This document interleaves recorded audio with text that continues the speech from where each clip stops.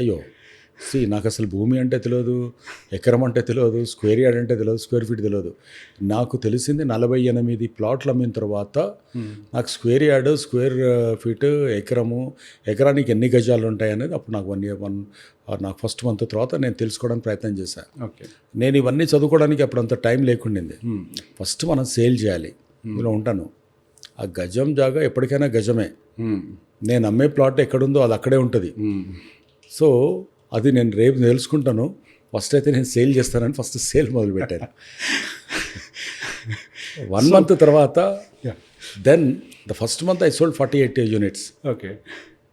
Second మంత్లో అప్పుడు నేను దాని గురించి స్టడీ చేయడం మొదలుపెట్టాను.